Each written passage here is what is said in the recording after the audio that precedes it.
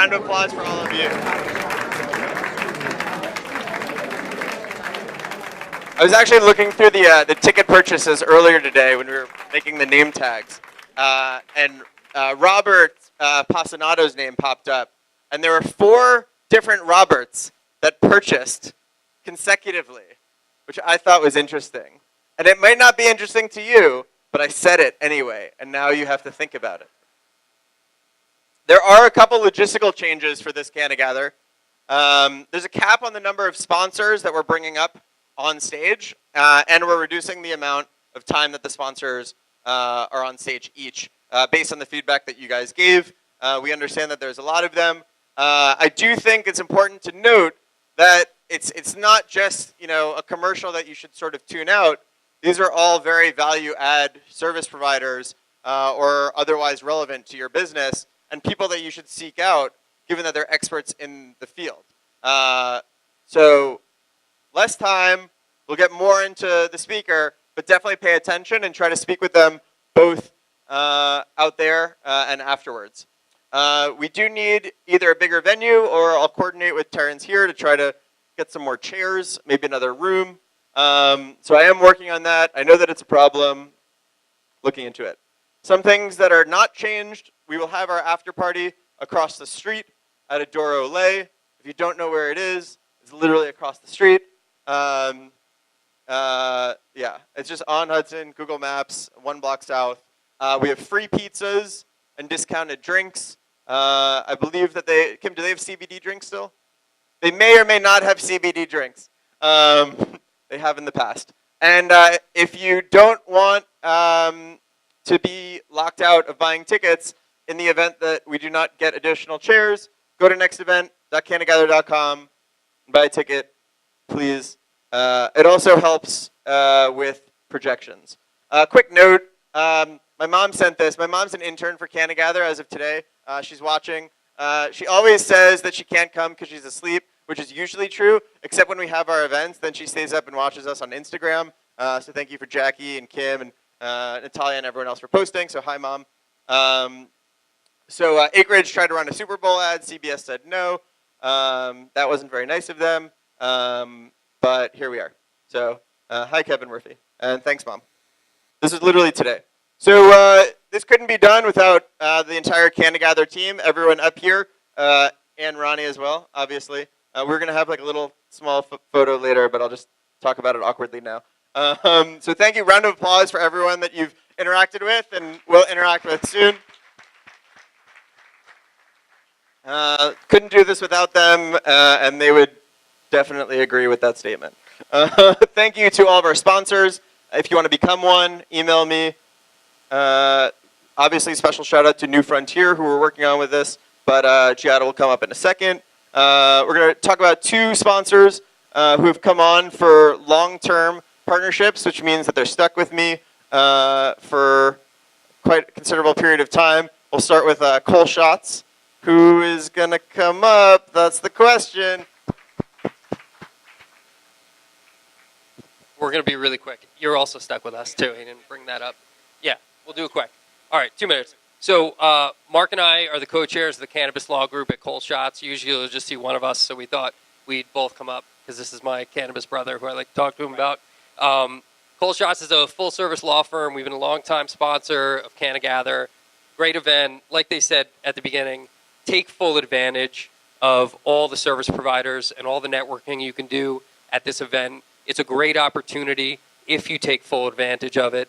And before I turn the mic over to Mark, and I know my mom would hate me for saying this because I'm a Jersey boy, thank God for New York, because New York is what's going to push us over the edge. And at the beginning of this, it was like New Jersey was driving it, and we were going to push New York, and now New York's coming strong, and I'm just looking to capture that momentum to get New Jersey over the finish line. Go ahead, Mark. Yeah, well, yeah, it's going to be a race, I think. But, I mean, what's important about this group and everybody who's here, it's not just the folks who are cultivators, processors, the dispensary owners. It's about the entire industry and all of the different ancillary type businesses that this industry is supporting. And I think when you hear what the folks from New Frontier Data have to say, you're going to begin to understand that. And that's why we're all gathered here. It's a real community. and it covers every aspect of any well-run business. And that's what we try to tap into in what we do. Thank you, guys. Thank you. Thanks. Where's Leo? Where's Leo? You're welcome, New Jersey. Capolino and Company, another long-term partner, excited for a couple things that we'll be working on together, but Thank you. Hi, everybody. My name is Chally Comer, and I work at Capolino and Company. We're a government relations firm here in New York City, and we've been working in the cannabis space for about a year and a half. So this area really aligns with a lot of our areas of specialty. We work with clients on business strategy and development, overcoming regulatory challenges, answering questions about licensing and land use. One of my areas of specialty is supply chain. I've worked a lot in the agriculture industry, and a lot of the people at our firm are coming from different city and state agencies, so we have great relationships across the city and the state. Right now we're actively involved in legislation development in New York State especially since last week's announcements from the governor's office. So we're currently working with a number of cannabis clients and excited to continue our relationship with you, and excited to learn more tonight. awesome. Thank you so much. So we're going to change the format up a little bit.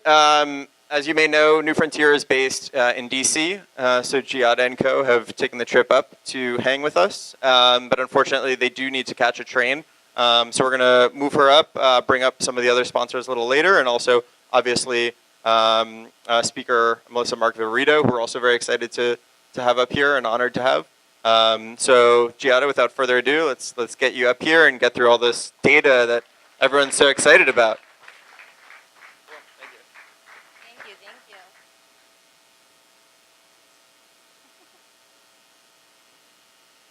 So, Giadha, I know who you are. I've heard you speak. I thought it was awesome, and obviously wanted to have you here at CannaGather. But Great to be here. Thank you. So everyone who might not be familiar, could you introduce yourself and New Frontier? I'm Giadha Aguirre de Carcer. I'm the founder and CEO of New Frontier Data. We are a data analytics and business intelligence firm that focuses in the cannabis industry globally. Great. And what's your background? How did you come into this company and industry? A very roundabout way. I am a recovering investment banker, still recovering. And then I went on to, here in New York actually, my cell phone is still 646, I'm not letting it go. And then I went to DC, and I went on to work with the government in intelligence collection. That's where the intelligence comes in. And then I had my third career working with emerging markets, primarily the BRIC nations. Well, when you combine those three, financials and data analytics, intelligence collection, emerging market, boom, to make a long story short, New Frontier Data was born in August of 2014. Why cannabis? You had a background in numbers and intelligence, analytics. You could have done anything. Emerging markets, like you could have done anything. Why cannabis? You know, I want to say that I had some incredible epiphany, and I'm such a genius that I came up with the idea. But candidly, it was That's really what I say. You should try it. Yeah, I should. By accident. When I was running our emerging market consulting firm, we had, in really BRIC nations, so opportunities outside of the U.S., a client sort of brought up a different emerging market. Maryland, we're in D.C. At the time. Maryland was just putting out licenses for cannabis, and we were asked to do some research and to sort of assess the opportunity and risks of sort of this new market, which is what we do. Well, we looked for industry reporting, and we couldn't find any. We looked for research, we couldn't find any. We looked for data, we couldn't find any. The light bulb went on. Holy moly, no one is aggregating or collecting information about this booming industry. Medical applications, adult use application, and industrial applications through hemp. And so, I guess thank God the light bulb went on. I agree, and now you're here. So you have a presentation for us. I'm curious to check it out. You can use the keys, the awesome. right arrow, I have my cheat sheet too, bottom, so excuse bottom me. right corner. And I kind of want to watch, so I'll stand because we don't have enough chairs because You can stay with me. didn't find a good I venue. don't bite. It- Not during business How is hours. everyone? I'll just turn around. I'll look over your shoulder. All right. Okay. So I want to tell you a little bit about what we do, but I also want to give you a little overview of what's happening around the world to contextualize what's happening indeed in your background, right, in your backyard here in New York and New Jersey. But really to give you sort of a macro overview. And then I want to transition into why is data important to you? Why would you care about data, or in this case, big data? What kind of information can data really provide to you to help you as you navigate this industry? I saw that there's a great mix of investors, future entrepreneurs, and current operators. So I'm hoping that I will touch on each of your needs. And then at the end, I believe we'll have some time for Q&A. Wonderful. All right. So our mission. Our mission is to provide objective, neutral, vetted information and data and turn it into business intelligence, actionable intelligence for any stakeholder in the cannabis industry. As far as our vision, we want to become the nexus of cannabis. What does that mean? It means if around the world, if you have data, we want it. If you need data, we want to provide it to you, in short. How do we do that? So most of my team, which is an incredible team, and I hope you get to meet some of them who are over here. When we started in 2014, the biggest problem we had is how do we really analyze this industry? People were talking about, oh, it's like tobacco. No, it's like alcohol. It's prohibition law all over again. No, it's like a crop. It's corn. It's potatoes. Well, guess what? It's all of those and none of those. So we had to figure out with the little information that was available at the time. Remember, this is still a fragmented industry when it comes to data. How do we come up with a formula, or so, how do we cover this industry and provide truly comprehensive information? It's not enough to give you a little bit of it. We really wanted to give all of it. And so we identified the 5 dimensions of cannabis. We ingest information from federal government, and that's just not in the US, it's abroad as well. State level governments as well. Consumers, we absolutely track what consumers do. Operators, whether you cultivate, whether you process, or distribute, retail, we ingest information on that. And of course, ancillary services, which is everything else. Everything else that supports it. We fall under ancillary services. That is probably the hardest segment to ingest information from these days. What is our cannabis expert? What is our edge? How do we differentiate ourselves? Well, first of all, we only do cannabis. That's it. Actually, that's a pun. But no, what I mean is we only cover cannabis. It happens. Freudian slip. We really, truly only deal with the cannabis industry. Obviously, we also have a division that deals with hemp, but we do not cover other emerging markets. We are a tech company. So we leverage very sophisticated and cutting-edge technology to ingest information in real time in very high volumes and then report it back to you in a simple and digestible way as possible. We do have reports, but we also have an online platform. The big data infrastructure is really what's helped us be able to aggregate all the information that we then provide to you. Comprehensive. As I said, we're holistic. We really cover the entire market. We just don't cover transaction or product or consumers or one market or one nation. We really try to cover it all to the extent that we can. Information is still difficult to access in many parts of the world. And last but not least, we partner. We're very happy to have partnered with CannaGather, but we could not be here if we did not partner with sources of information. We are not producing this information. This is not our data. So we're a data aggregator. So everything we do is in partnership. And you'll see our reports are partnered with, and our platform you'll see we partner with other sources. So partnerships are key to our success. Can you hear me okay? Is this okay? I feel like I go in and out. Yeah. Oh, yeah, that's true. Oh, yeah, I see the cameras. Yes, I am going to talk data to you. There is a lot of information here. There's no way you'll be able to digest all of it. I understand that this presentation will be made available. So you will get a digital copy, so you don't have to take pictures and take notes. You can just listen to the story. All you have to do is read one of my emails. Boom. Based on the data, it's not a lot of people, but the next one from me, you're going to want to read. There you go. All right, so a little trip around the world in terms of what are the latest trends.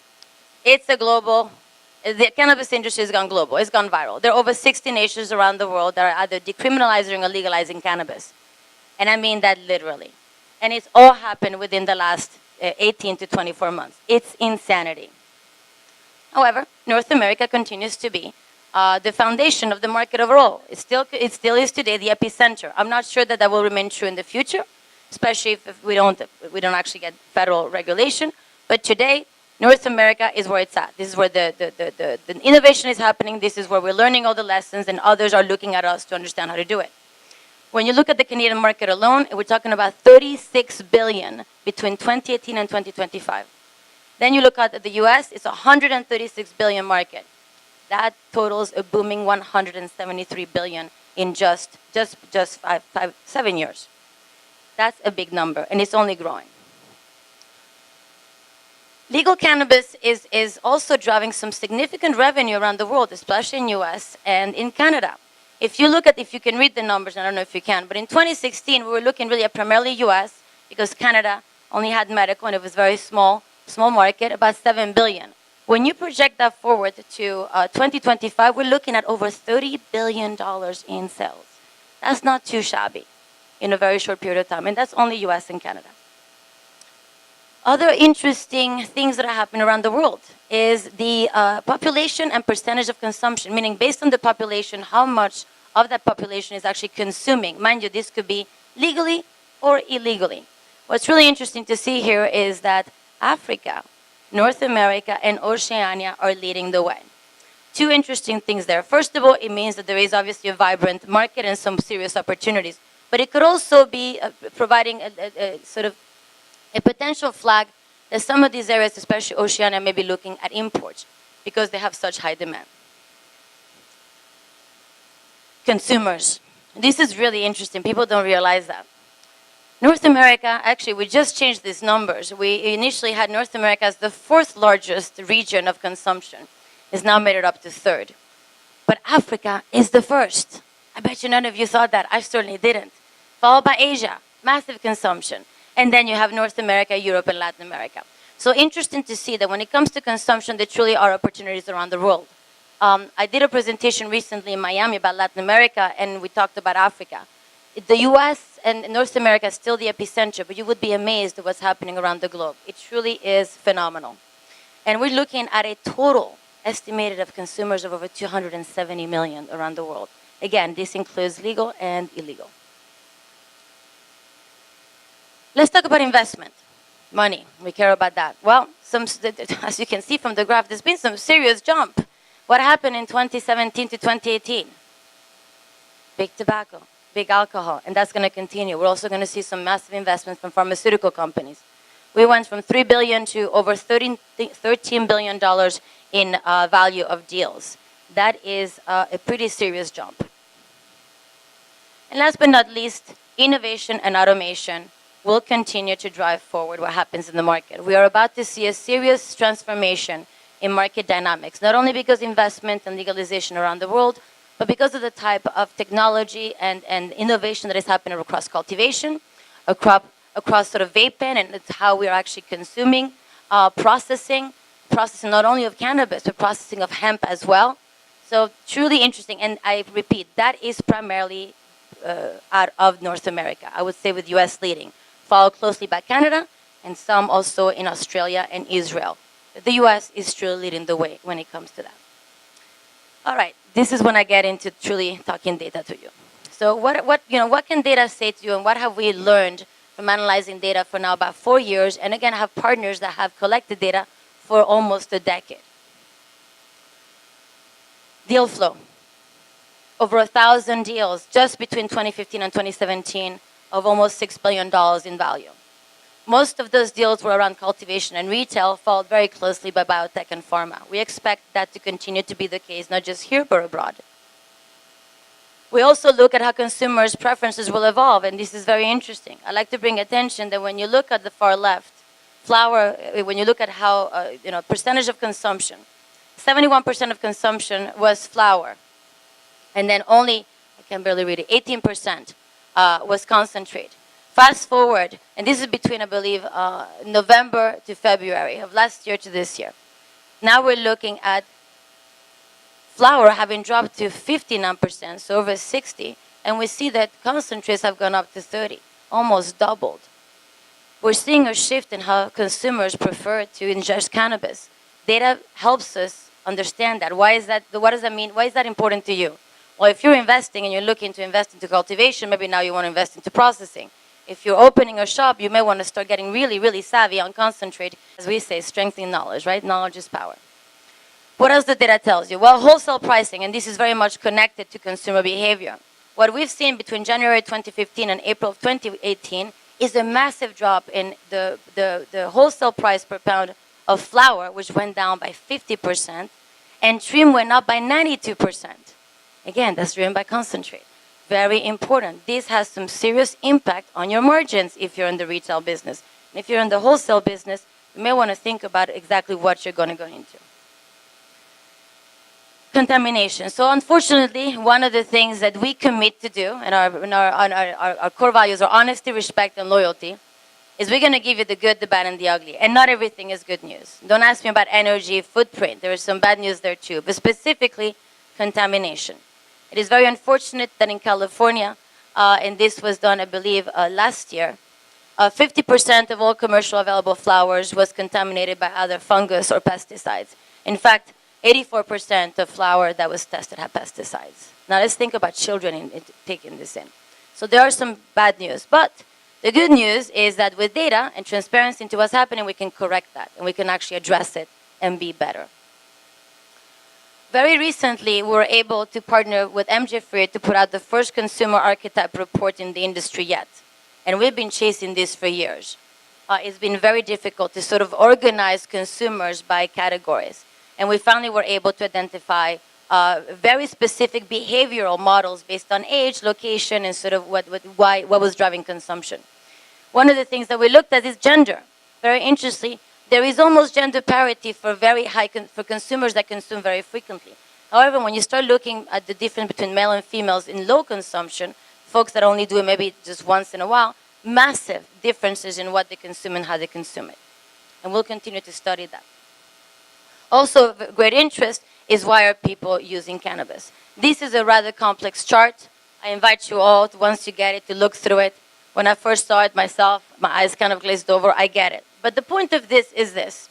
First of all, apparently we're all very stressed out because the top 4 reasons for ingesting cannabis, regardless of what consumer behavior group you're in, are relaxation, stress relief, reduce anxiety, and improve sleep. Wow, so we see a trend there. Nonetheless, important because when you start looking at the actual product, whether it's CBD or THC based, you do actually have a difference between all of those things. So data helps identify where your consumer is going and what product best syncs with that need from that consumer. And I actually went through that pretty quickly. I feel very proud of myself. Okay, so what are the takeaways? The takeaways is, first of all, it's a global cannabis industry. Even if you're just operating locally, in order to understand how you continue to compete and succeed, you must actually think globally. You will be impacted by things that are happening around the world. Maybe not today, maybe not tomorrow, but very, very soon. So international markets are opening quickly, but the truth is, even though they're opening quickly, most of them are putting the cart before the horse. There are massive challenges when it comes to regulations around the world, especially in Europe, which is the region that is maturing the fastest. They're rushing to get products to the market, and candidly, they still haven't figured out how to test it. They haven't figured out how to regulate it, how to tax it. So they're facing some challenges. So there's still plenty to do here in North America. Shifting business dynamics and consumer behavior will drive the future. And by shifting dynamics, we mean, as I mentioned earlier, right? Is it going to be flour that drives? Is it going to be concentrate? Also, from an investment and market perspective, consolidation, the entrance of tobacco, pharma and alcohol, and soon big agro. Those things will have an impact on how you do business. And all of this, and it's going to sound like I'm tuning my own horn, data will be key. Strength in knowledge. You will need to understand what this happens because you shouldn't worry about what happened yesterday, what's happening today. What you need to understand is what's going to happen tomorrow so you can be ready. I do have something else we are offering all of you. So that you begin to get educated and you can thank CannaGather.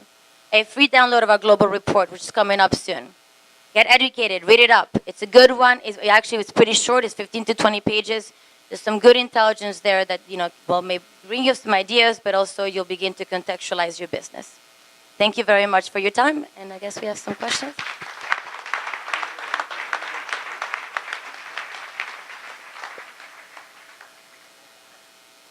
Bobby?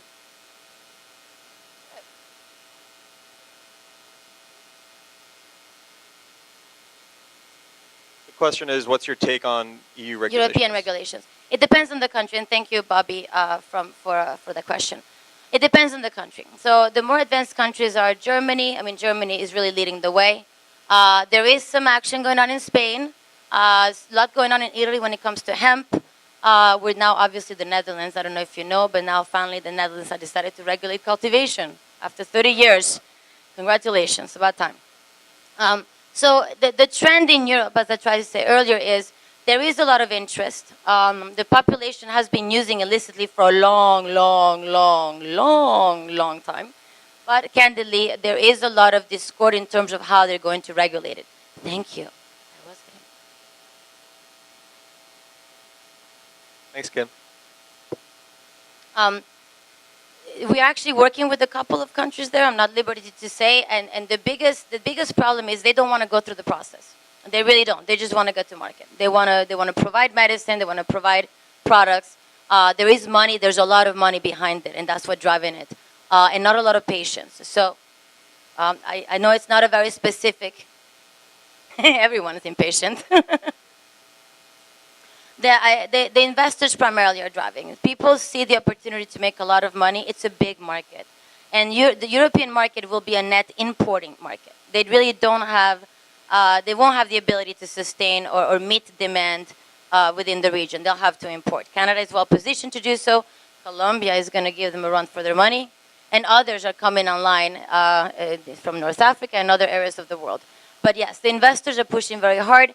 And there's, in politics, as you know, oftentimes there's money behind politics, and I'll just leave it at that. Questions over here? Irvine.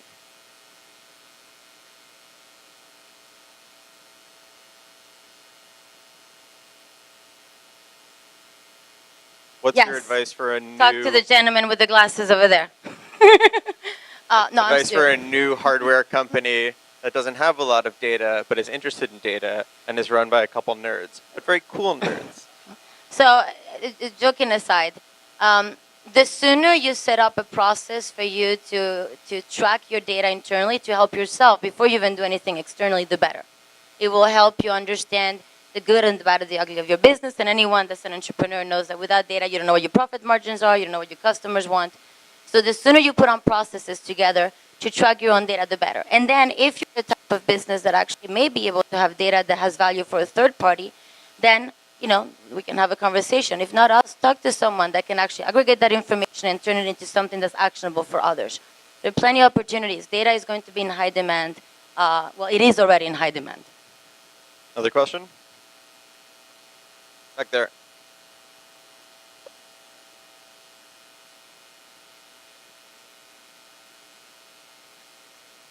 Question was around gender and demographics. So the gender disparity in low-frequency users. You know what? I can go back to the slide and see, because candidly, I can't tell you right at the top of my head. Yes. So actually, the way that this... so let's see. In frequent... Yeah, apparently females are at 0. Yes, male apparently...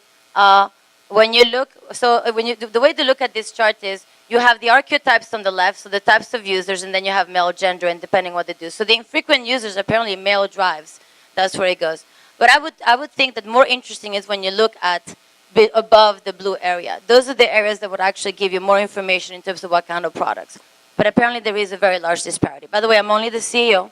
I'm not the Chief Knowledge Officer, so I can give you macro level information. But if you want more consumer-specific details, please reach out to us and I can get you in touch with the specialist. Or you can come to our event in DC on Thursday. Boom. Actually, our Chief Knowledge Officer will be presenting there. Yes. See you. Or you can buy our consumer report. See, why don't I think of that? See you.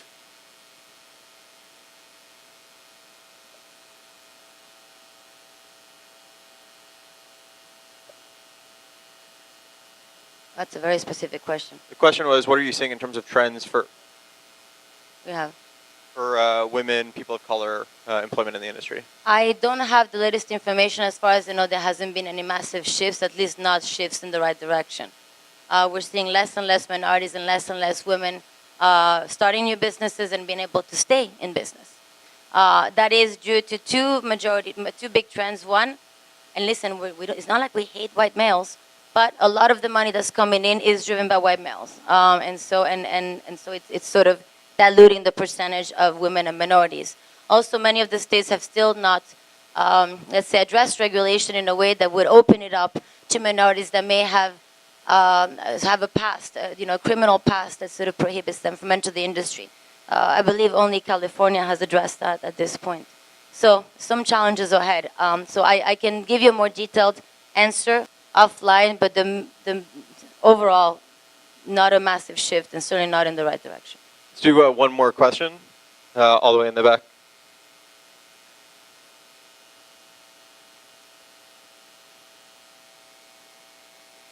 New Frontier data. Get our energy reports. Yes, we really do cover it all. The energy report is really interesting because we tend to sort of have wonderful news. You're going to make money, there are many of opportunities. And then when you start looking at energy, there's actually some challenges there. It's been a very well-received report. If you'd like actually a discount or ability to get the report, please reach out to me. My email is in here somewhere. There's my email. And you will get this presentation. But yeah, reach out and we'll get you the energy report. And you'll see in the energy report, we source everything. We're very transparent about our methodology and our partners. And if you want even more raw data, you can also reach out to our partners. Cool. Well, thank you so much. Thank you. I'll send that out. I'll make it a PDF. Please do. I'll make it like a link online that people can access.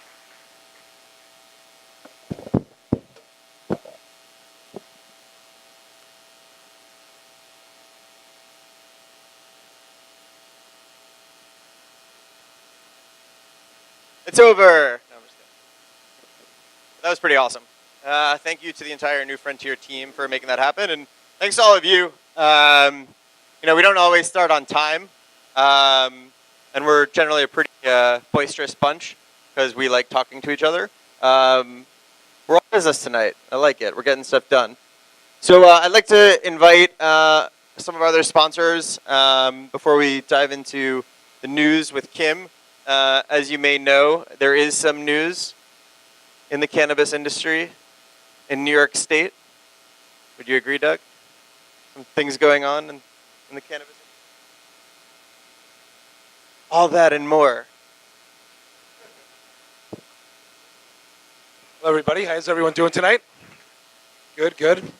I think there's some major things happening in our industry.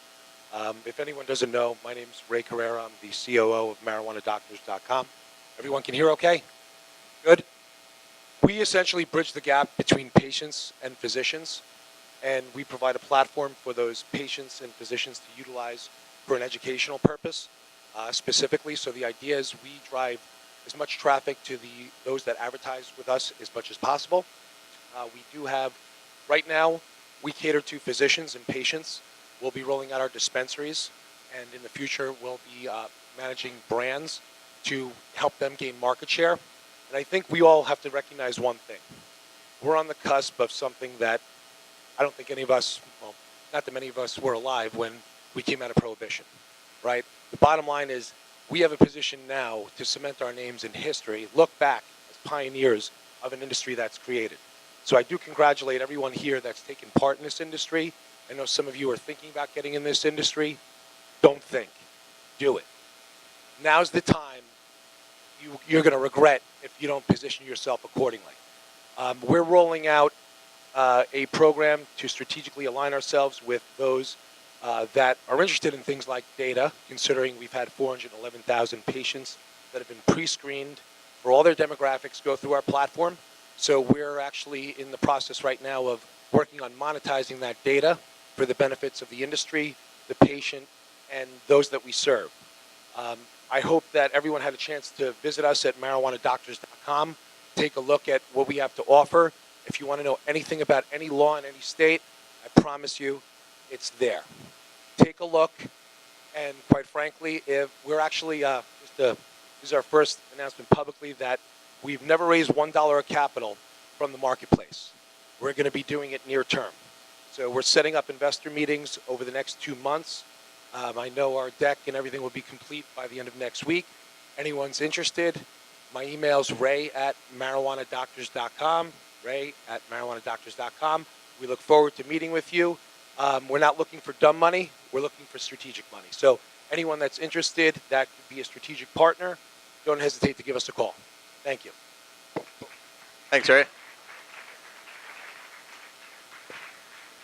Obviously, the only people who heard that in this room are accredited investors. All the lawyers are laughing.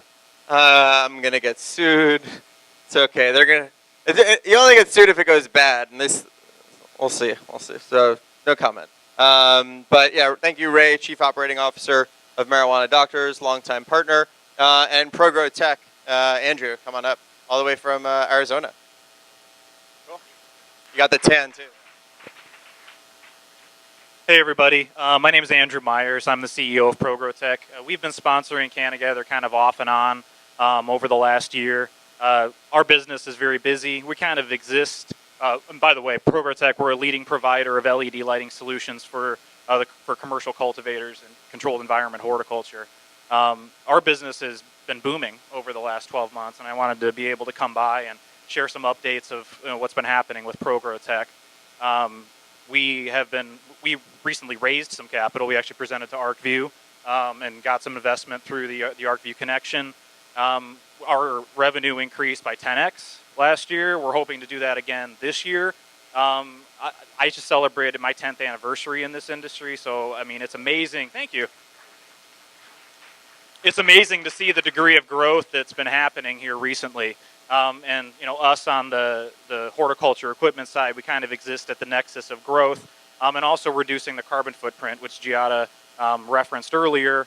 For us to be able to grow this industry consistently, we have to be able to do so in an environmentally responsible way. So we are looking for, with the expansion of East Coast, we're looking for distributors and reps for the ProGrow Tech line of products. We produce premium grade LED fixtures.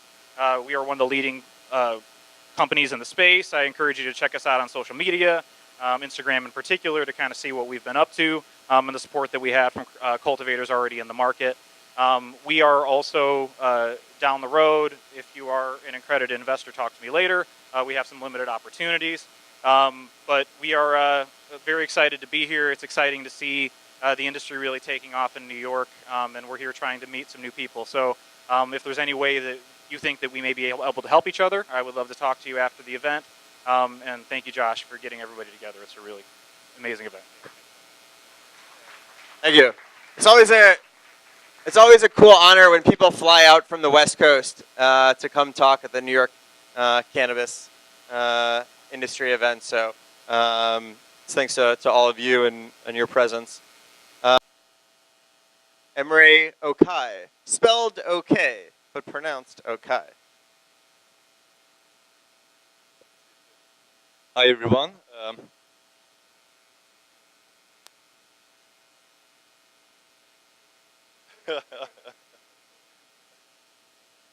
Hello everyone. My name is Emre Okai. That's Brian Johnson with me. So Ranger Labs is an investment platform where individuals, also institutional investors, can invest in cannabis companies, private rounds, Series A, Series B, or pre-IPO rounds. Check size can be anything from as little as $5,000 up to hundreds of thousands of dollars. We got a team of former Wall Street bankers, private equity professionals. We vet every deal every month. We put out 1 or 2 deals max. I'm a former Wall Street banker, Harvard MBA, so we think we pick the good deals, and small investments, they come in SPVs, come in one check. Large investors can invest outside of the SPVs. So we welcome any investors looking for vetted cannabis companies to invest in, and also any cannabis company owners, operators who are looking for investment. Please come find us. We got a booth over there. So thank you very much, Josh.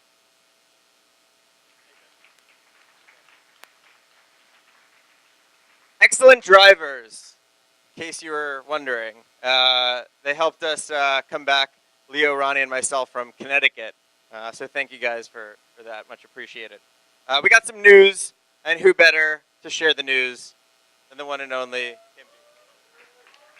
Yo, this is so crazy. So today I woke up to like 15 messages. Yo, Kim B, can you get me in CannaGather tonight? And I'm like, yo, I'm not your plug. And then I'm like, shit, I am. So, you guys, you got to get your tickets early. If you want to be part of the cannabis industry, you have to show up.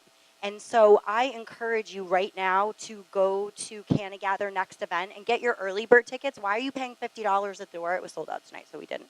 But if you know that you want to be part of this amazing industry, then get your tickets now and honestly become a member. Get your 12 months worth. If it's worth it to you to show up once, it should be worth it to you to show up for 12 months because this is your 420 community right here in New York.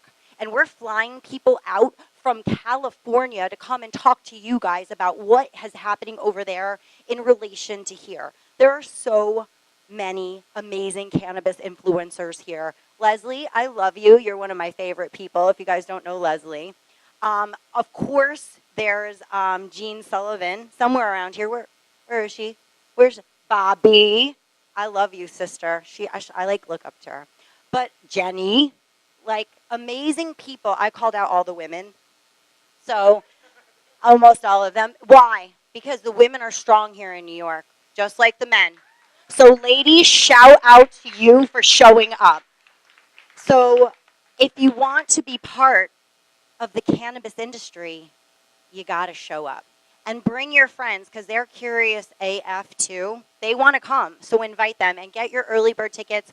Get your host committee tickets. Get your monthly membership so you don't have to worry about buying your friggin' tickets, right? My Con Edison bill comes automatically out of my paycheck, out of my bank account. I don't have to think about it. I don't have a paycheck because I'm in the cannabis industry and I own my own fucking business. How about that? On to the news. So I normally don't do this, and Josh is going to be like, what are you doing, Kim? But we have something special that happened here in New York, and we have a bill that's out there.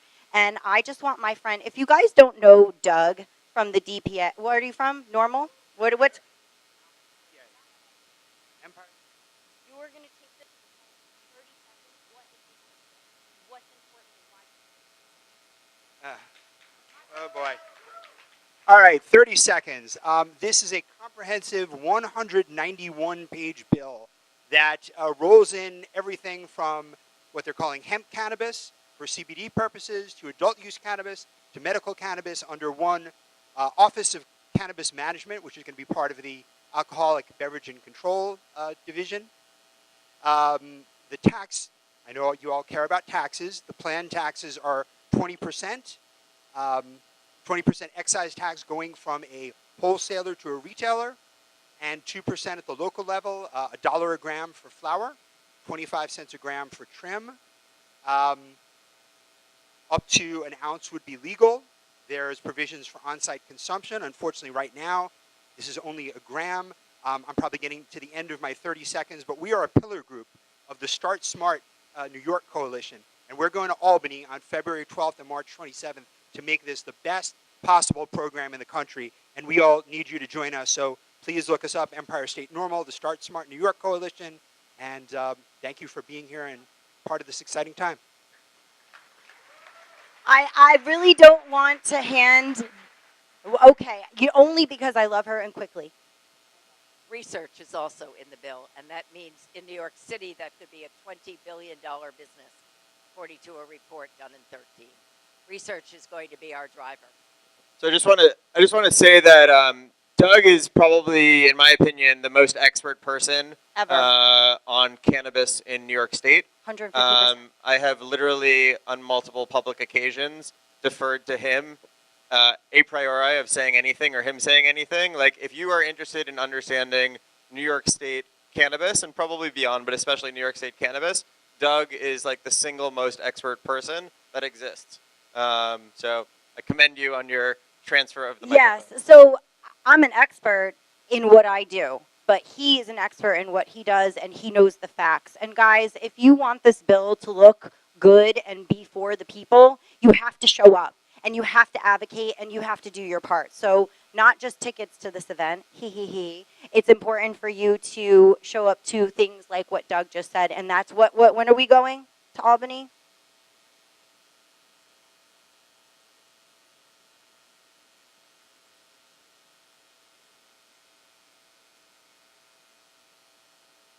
Awesome. Great. Thank you so much. Awesome. Okay, guys. Let's get to the nitty-gritty. Good evening, everyone. Gather round. Welcome to the wild world of weed. I am your plug for news and events. This is Cannabis with Kim B. Did you hear the news out of Albany? Governor Cuomo discussed cannabis legalization during his 2019 State of the State address. Cuomo called for the measure to be completed within the first 100 days of his term. And as we learned from New Jersey, it's a difficult task and a bad idea. Basically, it's the equivalent of having your boyfriend's name tattooed on you. Hashtag just don't do it. Now let's check in on Rhode Island. State lawmakers are calling it inevitable that the Ocean State will soon be surrounded by legal cannabis markets. So while many lawmakers personally disapprove, it looks like there will be a passing adult use soon enough. To mark the begrudging milestone, lawmakers have promised to celebrate with an evening of muted trumpets and Debbie Downer classics. Hashtag wah, wah. Now heading to the West Coast, California's 3 cannabis licensing authorities announced that state regulations have been approved for its market. This replaces emergency rules previously in effect. And approval was expected to come earlier, but just like everything else that comes out of Cali, it's ending up being super late. Hashtag just plain Cali, I love you. Cauliflower. Meanwhile, on Capitol Hill during his confirmation hearing before Senate, President Trump's pick for Attorney General, Bill Barr, said he would not go after companies in legal markets. Whew. Seriously. I was worried there. I was. But Lord knows this administration has been honest, so you can know that we can trust them. Hashtag we'll see. Let's close out the month by staying in D.C. The report claims that the Cannabis Trade Federation has hired 15 lobbyists to advance the state's act. If successful, the industry could see significant changes to its tax and banking. Look, I know they get a bad rap, and often rightfully so. But this time, I gotta say, go lobbyists. Hashtag, yeah, that still felt weird. That's all for this month. Thanks for listening. I'm Kim B. Are you guys following me on Instagram? Who's following me on Instagram? Really? That's it? There was 50 messages this morning asking for tickets. Anyway, make sure you guys follow me on the gram. That's Cannabis with Kimby. And don't forget to follow CannaGather. There's CannaGather DC. There's CannaGather LA. There's, of course, CannaGather New Jersey, CannaGather Connecticut, and, of course, the original right here at home, CannaGather NYC. Thanks, Josh. Thank you, Kim, as always. So in New Jersey, next week, we always do it consecutive Tuesdays, third Tuesday here in New York, last Tuesday in New Jersey. We're going to have former Super Bowl champion Jonathan Casillas talking about the future of athletics and cannabis. Ronnie's picture was going to go right here. I don't know where Ronnie is right now, but that's Leo. If you have any questions about New Jersey, you can ask Leo, or you can go to this very convenient website, CannaGather.com, NJ, January 2019. So we have more places now, as Kim was alluding to. We have DC coming up this Thursday. I will be there. Ronnie will be there. Come hang with us in DC with New Frontier. Leo is apparently going to be there as well. Cool. We will be in New Jersey, as mentioned. We're actually going to kick off in LA. Some of you may have mentioned Nick Kovacevic. And he is the CEO and founder of Kush Co. Holdings, formerly Kush Bottles, $477 million publicly traded company. Come fly out to LA, hang with me in the sun on February 5th. Our friends at NCIA, the National Cannabis Industry Association, have the Seed to Sale event, which is going to be a big trade show in Boston. It's going to be a 2-day event. A bunch of us from CannaGather will be there. Use CannaGather 15 for a discount. They also have CannaVest, which is the investor conference. Now, if you're paying attention, you'd know that on the 12th there'll also be the Start Smart trip to Albany. CannaGather will be sending people from there. So if you're interested in getting involved in the lobbying and policy side, particularly from the social equity and a couple other standpoints, go to Albany. If you're interested in the trade show, that should be awesome on both the investor side and the operator side, come to Boston. Connecticut, we have a 22-year-old state senator. Didn't know that that was possible, but he's going to be speaking on February 13th. We'll be launching in Colorado, Toronto, and Miami in February, and then Boston and Philadelphia in March. As always, go to CannaGather.com. Stay tuned for the latest and greatest events that are coming up. What's going to happen in New York on February 19th? I have 2 particular speakers lined up. I have not heard confirmation from them. I would love to put them on the spot and announce them right now, but I won't, so I will not. And Doug is advising me not to, so I will not. So now I just sort of have this awkward coming soon smiley face thing. We might push back to February 21st if we secure a certain venue, which I'm also not going to say out loud. So it's sort of in flux. As Kim was saying, you should just buy the ticket. If you can't make it, I'll give you a refund if we end up changing something, but it'll be awesome, I promise. Got it? Cool. CannaGather.com/February 2019. So now, without further ado, we have a couple more sponsors, and then we'll get into our last speaker of the night, and then we'll get some free pizzas, discounted drinks. Are you following the money? $13.8 billion was invested at year-end 2018. $13.8 billion. A year before, $3.5 billion. Get that? 3.5, 13.8. So, I'm satisfying my disease of FOMO because I am putting together the ArcView Venture Fund. And I am so delighted to be part of this vibrant group and so thrilled to introduce to you Troy Dayton, the CEO of ArcView, who was smart enough 9 years ago, as he knew investors would want to come together to invest. And guess what? We have $200 million we have invested in companies. Troy, take it away and tell the ArcView story. Thank you, Gene. Good to see you, Josh. Great job. And it's great to see Doug Green here. So I've been involved in legalization since 1995, and it is so rare to be at an event, at a business event in 2019, and run into anybody that I was working with in 1995 and 1996. But I think Doug was here before I was involved. So good to see you, Doug. So if you are an entrepreneur that's going to be raising capital in the next year, anywhere from really small companies all the way up to really large companies raising tens of millions of dollars, ArcView is a great spot to come. We have something for everybody. So if you're a real small, just starting out company, we are partners with Canopy Boulder. So we have an accelerator in Boulder, Colorado, that works with those companies. So that's a great place to look if you're real early stage. And then there is a free selection process. So the companies that come and present from ArcView's stage in front of our investors, and also on the webinars and on our platform, which has 80, 90 deals at a time on there, that's all free. It's 100% free. So if you are raising capital, we want to hear from you. My job is to get the best companies in front of our members. And then for larger companies that don't want to go through that whole process and everything, there's also sponsorships available. We have February 5th through 7th in Santa Monica.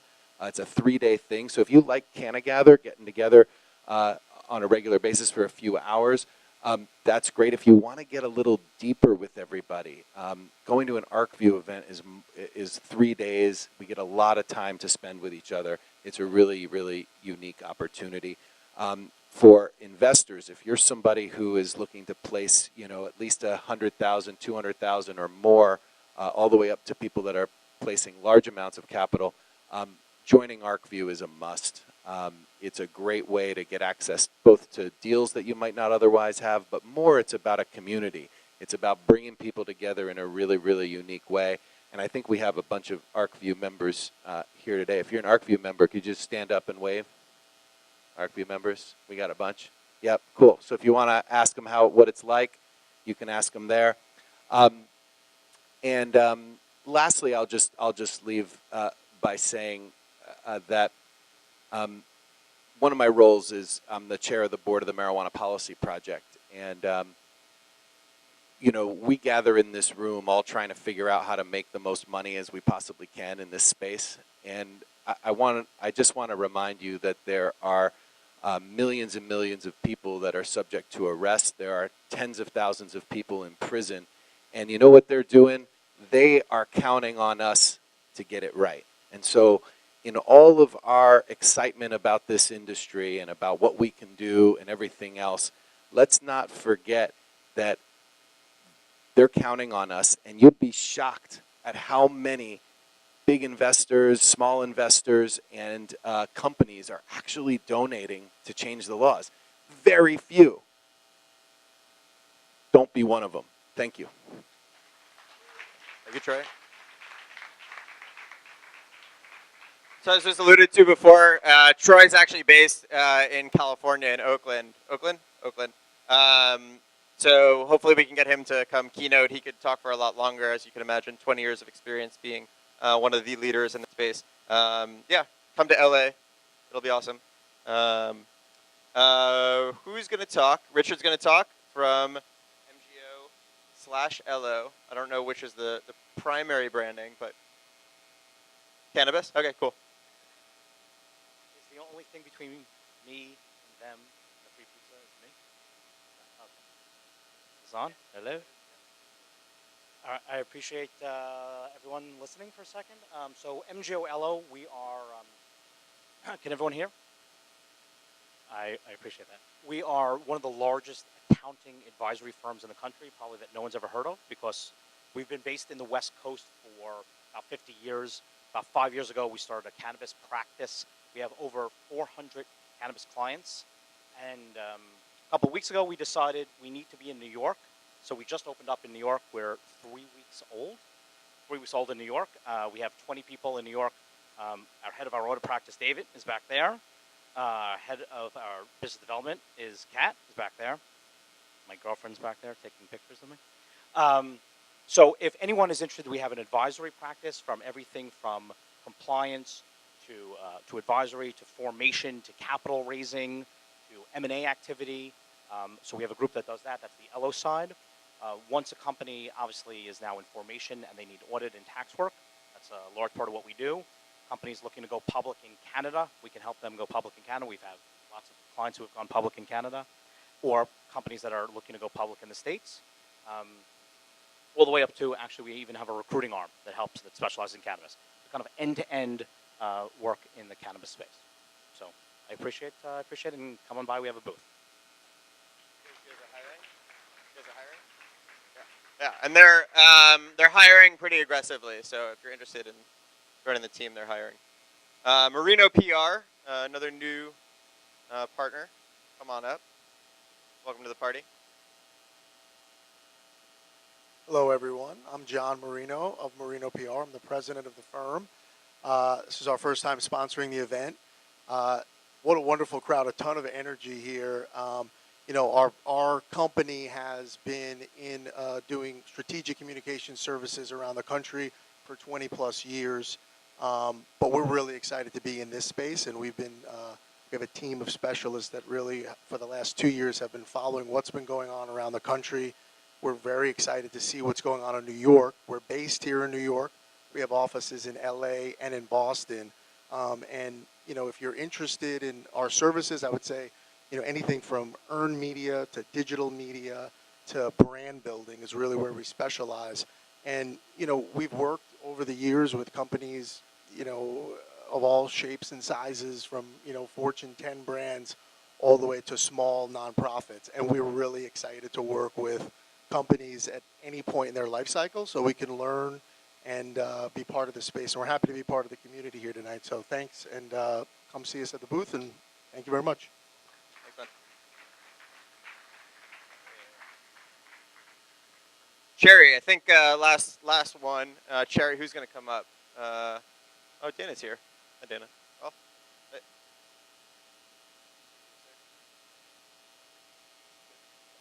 Hello, everybody. First of all, I want to apologize because I'm a terrible speaker. So our original speaker actually called in sick tonight. Cherry, we are wholesale growers, cultivators out of Colorado. Originally, we started about 5 years ago. We are now growers for Willie's Reserve, Chong's Choice. We are also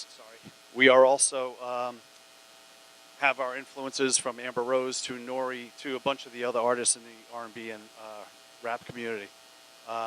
We have been also launched our brand, which you probably saw out there, which is our CBD line.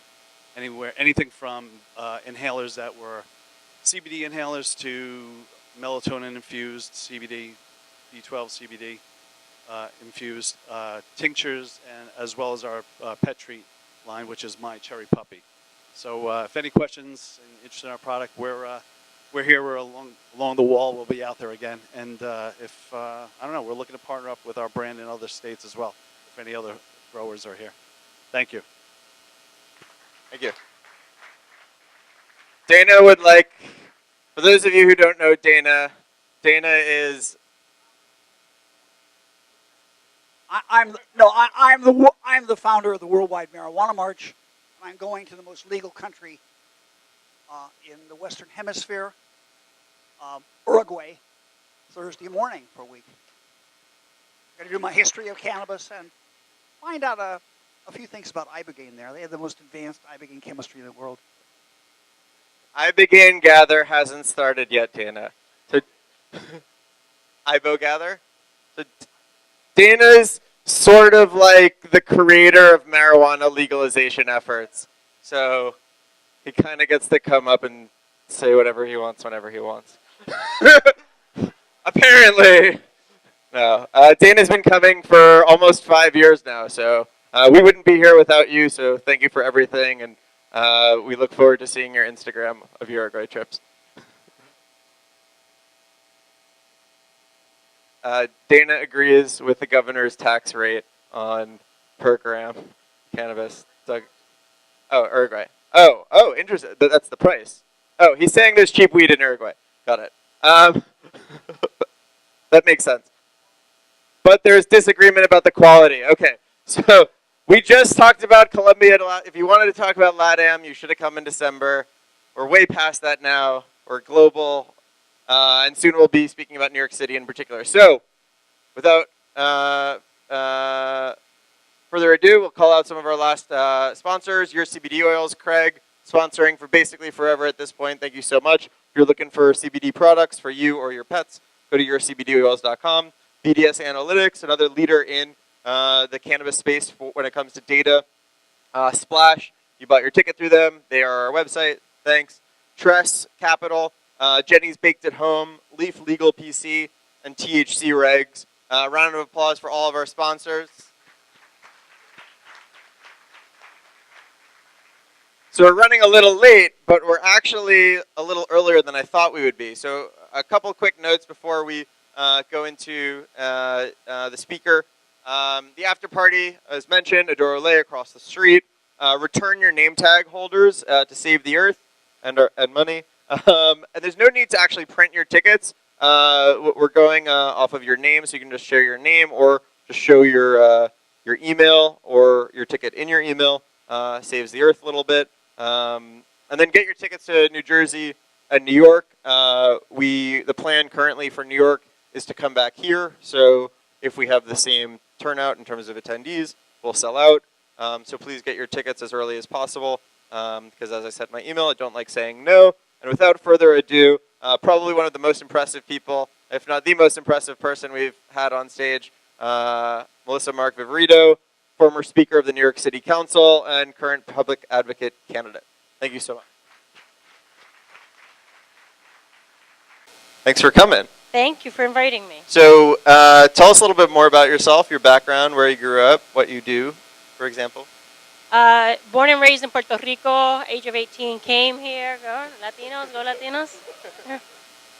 Came to New York City at the age of 18 and decided to run for public office. It was 12 years in the city council from 2006 through 2017. The last 4 years, voted unanimously by my colleagues to be the Speaker of the New York City Council. And now I am a candidate for public advocate. So not a lot of people know this. One of my friends actually ran for city council, so I know this. The thing that people didn't know wasn't that my friend ran, but that it's very, very difficult to get elected to the city council. It is incredibly, incredibly difficult. So you were just like, I'm gonna run, and then you like got it, and like that was it. How did this all happen? And well, who here is in New York City? Raise your hands, right? I know some people aren't. We have term limits in New York City, so you can only serve 8 years. There was a little glitch in the time that I was in office, and I served for 12 years.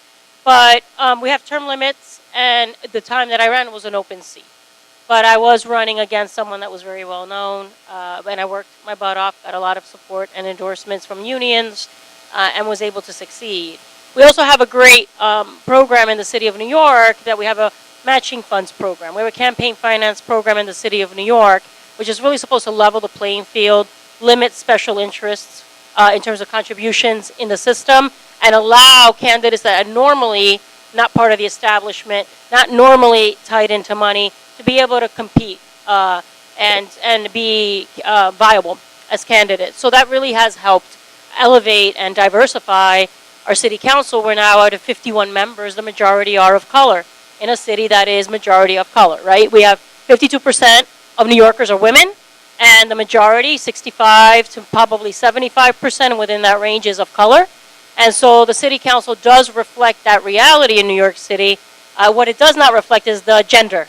We have dropped. When I came into the city council, there were 18 women out of 51 members, and now we are at 11 women out of 51 members, and that clearly is a problem, which is also one of the reasons I decided to jump back in and run for public advocate, because now at the citywide level, we don't have any women in government. And that to me is problematic, considering the wonderful taking over of our Congress by the Democrats, but we've seen a historic number of women that have been elected and women of color at that. So we seem to be falling behind. So that's one of the issues. So you held one of the highest office of public office here in New York City, and now here you are at CannaGather. What brings you to CannaGather? So I've always been a supporter of the legalization of marijuana, and very. As long as Dana? No, probably not. In elected office. And one of the things that obviously I'm concerned about particularly, I'm extremely progressive, and I'm someone who very much firmly believes in social equity and justice, and that we should be using the leverage of the positions that we have available to us, in this case being a legislator, being an elected official, to try to figure out how we can try to level the playing field a little bit and bring more equity.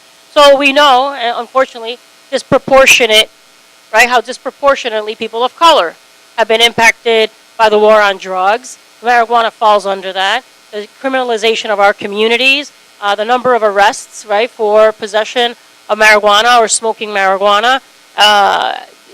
So that was always something that I always spoke up against. And that in a time when I got very involved as a council member, in my second term in particular, we saw rates of over 50,000 people were getting arrested for marijuana. And obviously the vast majority of those were from communities of color. And we know, again, statistics-wise, that those who smoke marijuana who are white smoke it at the same proportion as those who are of color. and yet we do not see that level of arrests. So there's a disparity. Obviously, that disparity is something that we need to rectify. So I've been very much a strong proponent of legalization, primarily from the social justice perspective. And so been very vocal about that. And so when I was speaker, I talked about my support for legalization of marijuana. I was one of the first officials of that capacity in terms of citywide influence to really strongly advocate for it. And now we find ourselves at a point where, very cynically, the governor says he supports it.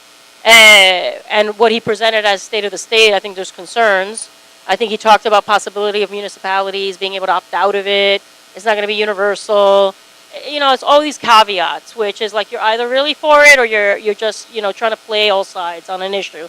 And you don't really believe in the social justice issue that it is and the need to really legalize it from, you know, a statewide perspective. So that's of concern. So there's a lot of work. I think he's talking about wanting to bring it into the state, into the budget process and including it in the budget. So that means that it would have to get done by April 1st. The budget has to be resolved by April 1st, so, or passed by April 1st. So yes. So you've been making a lot of media headlines in international, national, and local publications about the Weed for Rails project. Can you tell us more about that? So one of the ideas, I'm running for public advocate, you know, just trying to be creative and thinking about how to utilize this platform and the position. And one of the things is to throw out ideas, right? We have a crisis in our public transportation system. It impacts the quality of life of every New Yorker. Who here has been stuck in a delay, right? Who here, right, gets frustrated in the mornings, either, you know, somebody doesn't get to work on time, or you have to wake up extra early because you don't know if there are going to be delays, or you're trying to beat the rush. You know, children trying to go to school, the impact, people have less time being with their family members. It impacts, and particularly low-income communities are the ones that primarily, right, rely on public transportation as their only means of transportation. Maybe you can't call Uber or have the liberty of calling Lyft, you know, when you're in a bind. So the transportation infrastructure of this city impacts the quality of life of every New Yorker, also impacts the quality of, you know, businesses. And so the idea would be, what I presented was a Weed for Rails concept, right? Legalize marijuana, use half of that money to help communities that have been disproportionately impacted by the war on drugs, meaning opportunities, entrepreneurship opportunities, business opportunities, training, right, to allow for ownership in communities that have been disproportionately impacted and the opportunities that will come from that. And then a portion of that, or the other half, would be towards our transportation infrastructure, because there is a crisis. Nobody seems to really be taking the lead on it. The governor wants to say he doesn't control the MTA. He blames the mayor for everything, and it just becomes this pissing match, right? And so the idea of really forcing a conversation by using the platform of the public advocate to amplify the voice of discontent of New Yorkers, right? The frustration that we have and the impact on us as a city and us as constituents in New York City on having a crumbling transportation infrastructure. So that's something that I presented, and yes, it got some buzz. So I guess one last question for me, and I'll open it up. What can the people in this room do to be more civically engaged? I mean, not necessarily become speaker of the city council, but what can we do to be more engaged, further the cause, particularly of cannabis legalization, but potentially just other causes that we're passionate about? I mean, one is to advocate. We've talked about a couple of lobby days coming up. That's important to be part of that, and learn about the bill and learn about what other opportunities to put pressure on this governor to do what is right. But also just obviously basic engagement is voting and being part of your local community boards, or being part of, you know, of local structures that offer an opportunity to really talk about issues and make decisions on issues. This, you know, election in particular is going to be a very low voter turnout because we're not used to having an election in the middle of winter, right? We're not used to having special elections in the city of New York, because that's something that happens very often, not particularly for a citywide position. And so there's going to be really the interest of getting people out to vote is always important. I believe in that very strongly.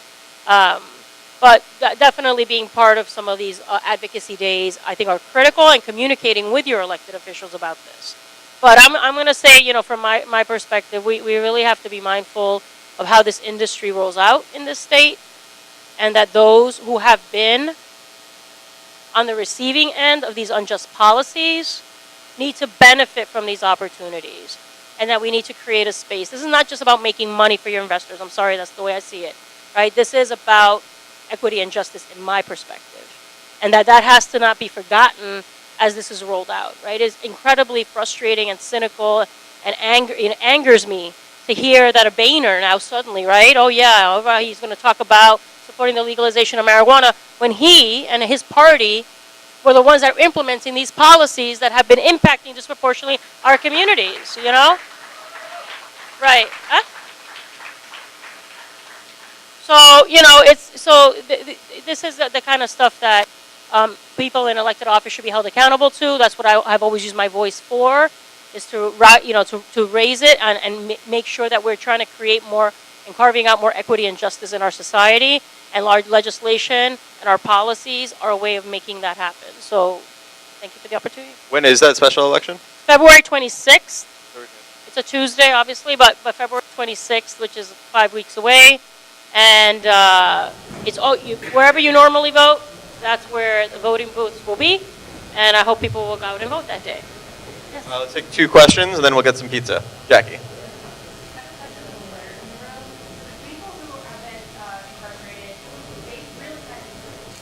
So the people who have been incarcerated, they really did the work to establish this industry, right? Are they entitled to any rights legally?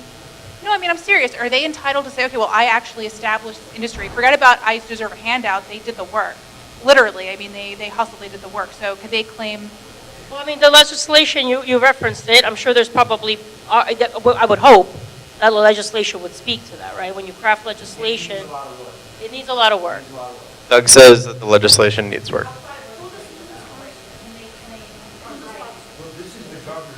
Oh, that's the governor's bill. Okay.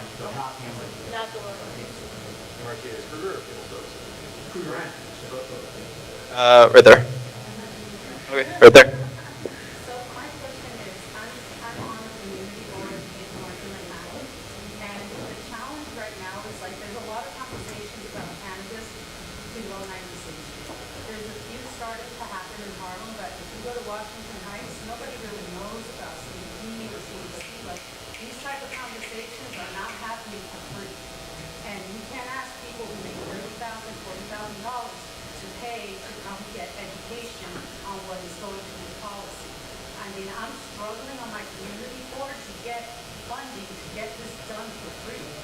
The question. Shouldn't city government be educating communities right now on cannabis policy, access?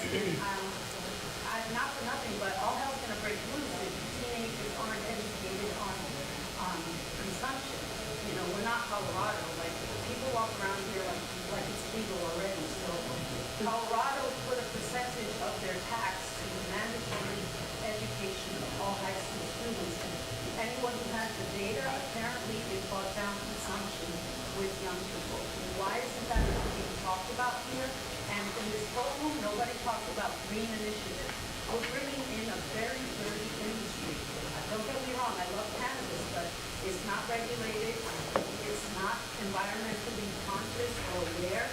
While other industries are cleaning up, where's the talk about investing in cannabis? There's 2 questions. One is there's a lot of talk of events like this, but not necessarily in places north of 96th Street and Washington Heights. And maybe you're alluding to maybe less affluent areas, or actually you did explicitly say less affluent areas who can't necessarily afford to come to certain events.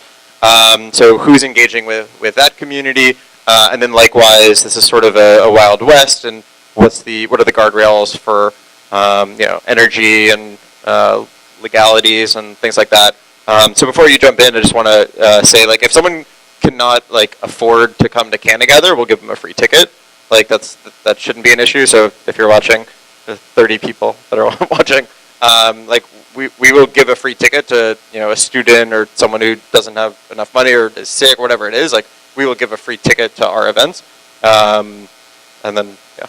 No, I mean, I think those are all valid points. And in terms of there has been expressions from, the mayor has been very, very hesitant on this issue, but the idea of the role of of government being some sort of a facilitator of conversations and education, I agree with you. There should be figure out the right way to do that. All the other stuff you talked about is something that's specific to the industry that I think that as legislation is crafted, right, as we look at rolling this out statewide, possibly not statewide, but, statewide, that those are things that would be factored into the legislation, right? So that's why engagement is important, because we just can't sit here and say, okay, well, I'm going to wait for it to happen, I'm going to benefit from it. Like, let's be active participants. Let's figure out, like, how do we engage the legislators, the elected officials, to make sure that those issues that you're bringing up are part and considered in the legislation, right? And opportunities are created. The same way that I'm saying that opportunities need to be first and foremost for those who have been disproportionately impacted by the war on drugs, that needs to be also factored in the legislation. That has to be defined exactly what does that look like, and how the opportunities will be provided. And so regulation is part of it too, in terms of like, there's a lot of work that goes into crafting legislation. And now, the governor wants to do it his way, and it may leave out a lot that we would want to see in the legislation. So those are things that we have to be very engaged, and that's being part of the conversation with legislators and then on the ground as well. But I think you bring up some very valid points. Thank you so much. My website is not on there. It's MMV for Melissa Mark-Viverito, mmv.nyc. If you want to check out my platform and find out more about me and my campaign and what I'm speaking about, and I hope people will go out on February 26th and vote, and hopefully vote for me. But thank you so much. Are you guys stick around for the after party? Okay. Well, thank you all. Raise your hand if you want some free pizza. Raise your hand if you had a good time. Raise your hand if you're coming back next month, I should say. Well, next week in New Jersey, next week in New Jersey, next month. CannaGather.com. I'll see you guys there. Thank you.